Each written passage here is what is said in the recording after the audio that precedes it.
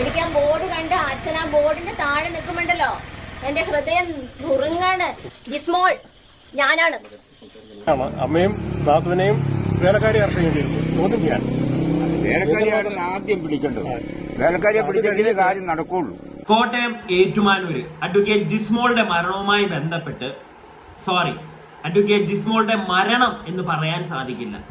കാരണം ജിസ്മോളെ അറിയാവുന്ന ജിസ്മോളുടെ നാട്ടുകാരെന്ന് പറയുന്നത്, അല്ലെങ്കിൽ നാട്ടുകാരെന്ന് സംശയിക്കുന്നത് ഇത് ഒരു ആത്മഹത്യയല്ല, മറിച്ച് ഒരു കൊലപാതകമാണ് എന്നാണ്. അതിനുള്ള ഒരുപാട് കാരണങ്ങൾ അവർക്ക് പറയാനുമുണ്ട്. ഇന്നത്തെ ദിവസം ജിസ്മോളുമായി ബന്ധപ്പെട്ട് ഞാൻ രണ്ടാമത്തെ വീഡിയോ ആണ് ചെയ്യുന്നത്. കുറച്ചു മുമ്പ് ഞാൻ ഒരു വീഡിയോ ചെയ്ത് യൂട്യൂബിൽ അപ്ലോഡ് ചെയ്ത് മണിക്കൂറുകൾ എന്ന് പറയാൻ പറ്റത്തില്ല, നിമിഷങ്ങൾക്കകം തന്നെ എന്നെ എൻ്റെ ഒരു സുഹൃത്ത് കോണ്ടാക്ട് ചെയ്തു. എന്നിട്ട് ജിസ്മോളുടെ ഈ ഒരു ദാരുണ അന്ത്യവുമായി ബന്ധപ്പെട്ട് എനിക്ക് കുറച്ച് ഡീറ്റെയിൽസും കൂടെ അയച്ചു തന്നു. അതിലൊന്ന് ഒരു ഫോട്ടോ ആണ്. അത് നിങ്ങളിൽ ഭൂരിഭാഗം ആളുകളും കണ്ടതാണ്. ഞാൻ അതുമായിട്ട് തന്നെ, അല്ലെങ്കിൽ അത് വെച്ച് തന്നെ ഈ ഒരു വീഡിയോ തുടങ്ങാമെന്ന് കരുതിയാണ്. കാരണം ഒരുപാട് ആളുകൾ കണ്ടതാണ്. എന്നാൽ അത് എന്താണെന്ന് എനിക്കൊന്ന് ഡീറ്റെയിൽ ആയിട്ട് പറഞ്ഞു തരണമെന്നുണ്ട്. കൂടാതെ വേറെ കുറച്ച് കാര്യങ്ങളും കൂടെ നിങ്ങളോട് എനിക്ക് ഷെയർ ചെയ്യാനായിട്ട്, നിങ്ങളെ കാണിക്കാനുണ്ട്. അപ്പോൾ നിങ്ങൾ ഭൂരിഭാഗം ആളുകളും കണ്ട ആ ഒരു ഫോട്ടോ ഒരു CCTV വിഷ്വലിലെ ഒരു ഫോട്ടോ, ഞാനിവിടെ അതൊന്നുകൂടെ നിങ്ങളെ കാണിച്ചു തരാം. ഈ ഒരു ഫോട്ടോ ആണ് ഇത്. ജിസ്മോളുടെ നാട്ടിൽ ഇപ്പം ആക്ഷൻ കമ്മിറ്റിയൊക്കെ രൂപീകരിച്ചിട്ടുണ്ട്. അതോടൊപ്പം തന്നെ ഒരുപാട് വാട്സപ്പ് ഗ്രൂപ്പുകൾ, ജിസ്മോളെ അറിയാവുന്ന ജിസ്മോളുടെ നാട്ടുകാർ ഒരുപാട് വാട്സപ്പ് ഗ്രൂപ്പുകളൊക്കെ ക്രിയേറ്റ് ചെയ്ത് ഈ ഒരു മരണവുമായി ബന്ധപ്പെട്ട് ഒരുപാട് കാര്യങ്ങൾ അവർ പരസ്പരം സംസാരിക്കുന്നുണ്ട്. അങ്ങനെയുള്ള ഒരു ഗ്രൂപ്പിൽ വന്ന ഒരു ഫോട്ടോ ആണിത്. ജിസ്മോളും കുട്ടിയുമാണെന്ന് തോന്നുന്നു. അവർ ആ മരണം നടന്ന ദിവസം യാത്ര ചെയ്യുന്ന ഒരു ഫോട്ടോ. ഈ ഫോട്ടോ ഷെയർ ചെയ്തിട്ട് അതിന്റെ അടിയിൽ വന്നിരിക്കുന്ന, അല്ലെങ്കിൽ എഴുതിയിട്ടിരിക്കുന്ന ഒരു റൈറ്റിംഗ് ഉണ്ട്. ഈ ചിത്രം ജിസ്മോളും കുട്ടിയും ആത്മഹത്യ ചെയ്യുവാനായി പുഴയിലേക്ക് പോകുന്ന CCTV ദൃശ്യം എന്നാണ് പറയപ്പെടുന്നത്. അങ്ങനെയാണെങ്കിൽ ഇവർ പോകുന്ന ആ ദിശ ഏതാണെന്ന് നീറിക്കോട് ജനതയ്ക്ക് വ്യക്തമായി അറിയാം. സമാനമായ ദൃശ്യങ്ങൾ അതേ ദിക്കിലുള്ള എല്ലാ CCTVകളിലും അതേ ദിവസം അതേ സമയം തന്നെ തൊട്ടടുത്ത മിനിറ്റുകളുടെ വ്യത്യാസത്തിൽ കാണേണ്ടതാണ്. ഇത് ജിസ്മോള് തന്നെയാണ് എന്നും വ്യക്തമല്ല. തന്നെയുമല്ല, കാലിൽ ഷൂസ് ആണ് ധരിച്ചിരിക്കുന്നത്. പുഴയരികിൽ കാണപ്പെട്ടത് സാധാരണ ചെരുപ്പാണ്, ഷൂസ് അല്ല. മുമ്പ് എപ്പോഴോ ജിസ്മോളും കുട്ടിയും സ്കൂട്ടറിൽ പോയ ദൃശ്യത്തിൽ തീയതിയും സമയവും ക്രിയേറ്റ് ചെയ്ത് എടുത്തതാവാനും സാധ്യതയുണ്ട്.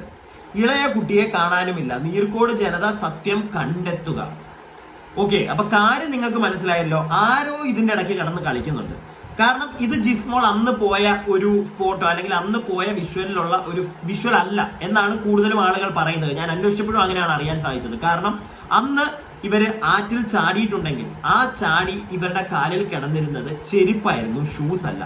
ഈ വീഡിയോ അല്ലെങ്കിൽ ഈ ഒരു ഫോട്ടോയിൽ നിങ്ങൾക്ക് സൂക്ഷിച്ചു നോക്കിയാൽ കാണാൻ സാധിക്കും.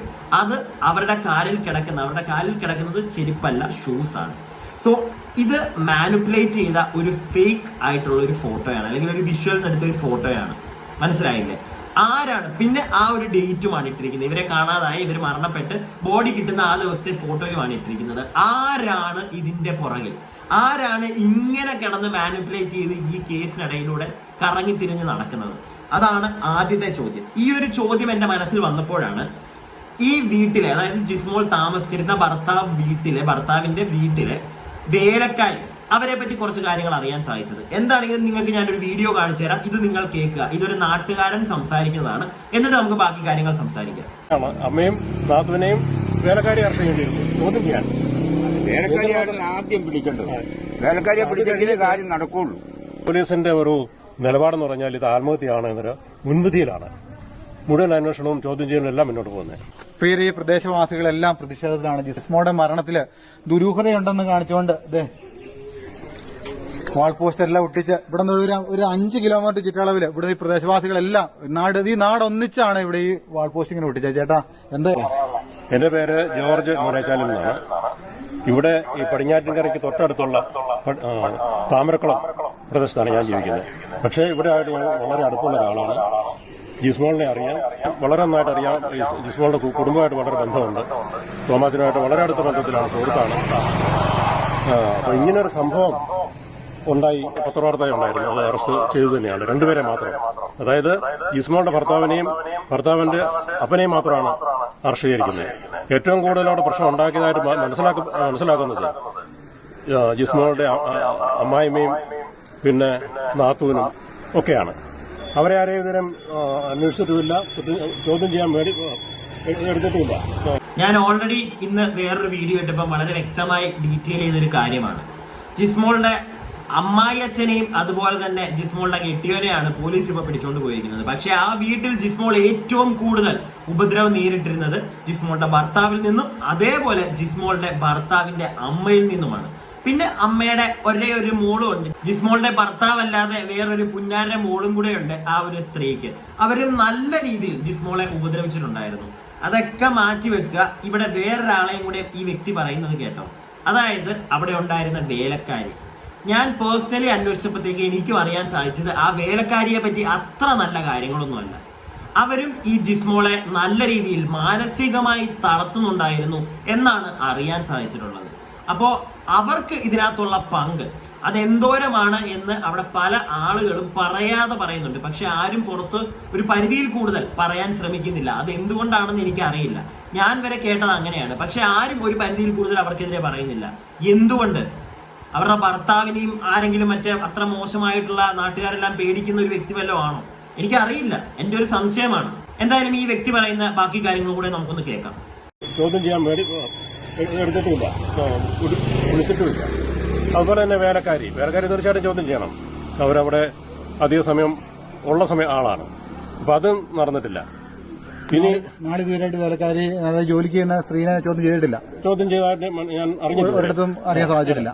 പിന്നെ ഒരു പ്രധാന പ്രശ്നം എന്ന് പറയുന്നത് ഇതൊരു ആത്മഹത്യയാണ് എന്നുള്ള തരത്തിലുള്ള ഒരു കഥ ആദ്യം അതിനെ പ്രചരിക്കുന്നു. അതിന്റെ അടിസ്ഥാനത്തിലാണ് പോലീസ് പോലും ഇപ്പം ഈ ചോദ്യം ചെയ്യൽ പോലും നടത്തുന്നത്.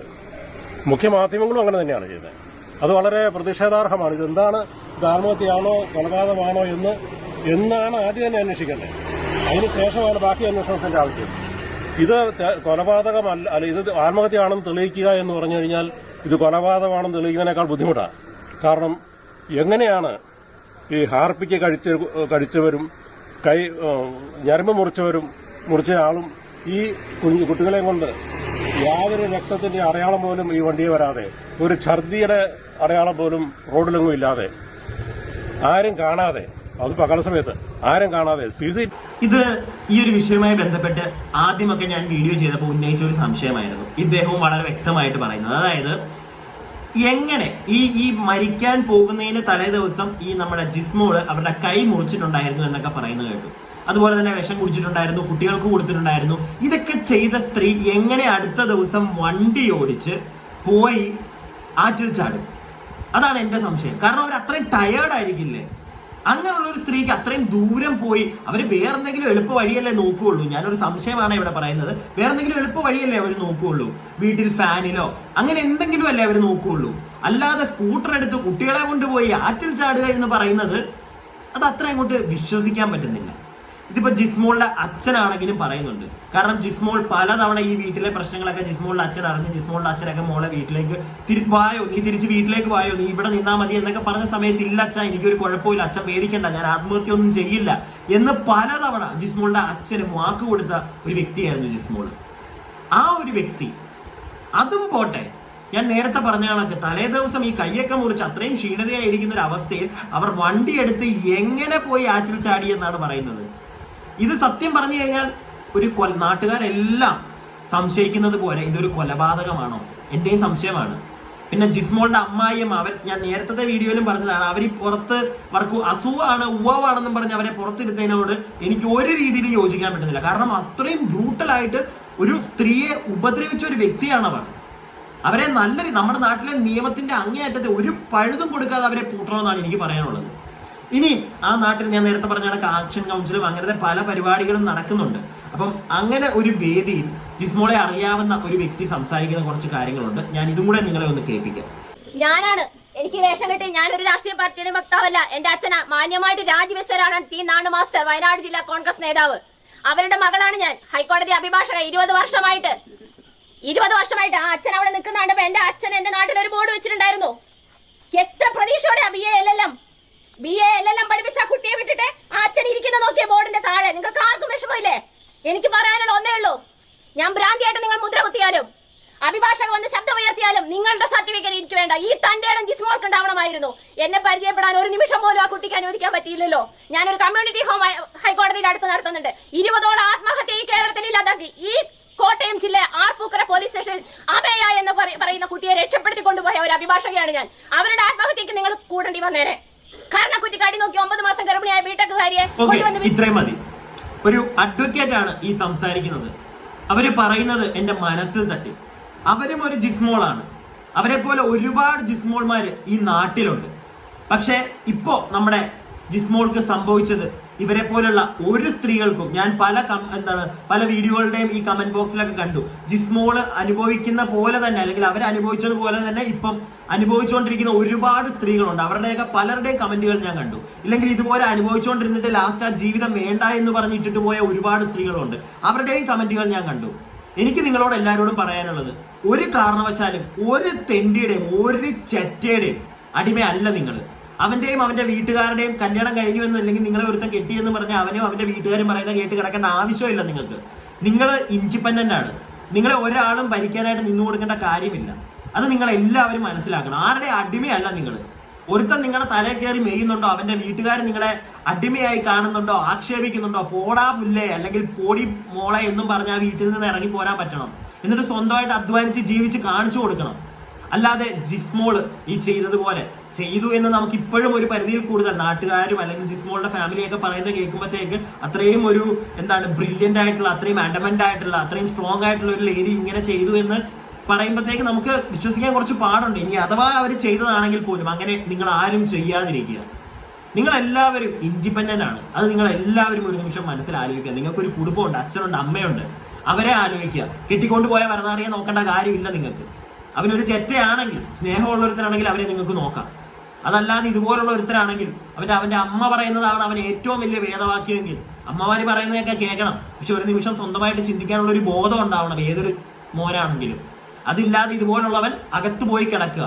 അവന്റെ അമ്മയും അകത്ത് പോകണം എന്നാണ് ഞാൻ പറയുന്നത്. അതോടൊപ്പം തന്നെ ഈ ലേഡി ഇപ്പൊ ഞാൻ കാണിച്ചു തന്ന ആ വീഡിയോയിൽ ആ ലേഡി ഭയങ്കര സ്ട്രോങ് ആയിട്ടാണ് അവർ സംസാരിക്കുന്നത്. അവരെ പോലുള്ള ഒരുപാട് സ്ത്രീകൾ മുന്നോട്ട് വന്നാൽ ചിലപ്പോൾ ജിസ്മോൾക്ക് നീതി കിട്ടിയേക്കാം. ജിസ്മോൾക്ക് നീതി കിട്ടണം. അവരെ കൊന്ന് തള്ളിയതാണെങ്കിൽ അത് തെളിയിക്കപ്പെടണം. അതിനുവേണ്ടി ഇനി എന്തൊക്കെ അപ്ഡേറ്റ്സ് എനിക്ക് കിട്ടിയാലും ഞാൻ നിങ്ങളെ അത് അറിയിക്കുന്നതാണ്. ഞാൻ അതോടൊപ്പം തന്നെ അറിയിക്കുന്നതായിരിക്കും. അതോടൊപ്പം തന്നെ ഞാൻ എന്റെ അഭിപ്രായങ്ങളും കൂടെ പറയും. നിങ്ങളുടെ അഭിപ്രായങ്ങൾ താഴെ കമന്റ് ബോക്സിൽ പറയുക. വീഡിയോ ഇഷ്ടപ്പെട്ടാൽ ലൈക്ക് ചെയ്യുക. സബ്സ്ക്രൈബ് ചെയ്യാതെ കാണുന്നവർ സബ്സ്ക്രൈബ് ഒക്കെ ചെയ്യുക. അടുത്ത വീഡിയോയ്ക്കായി stay tuned and stay weird.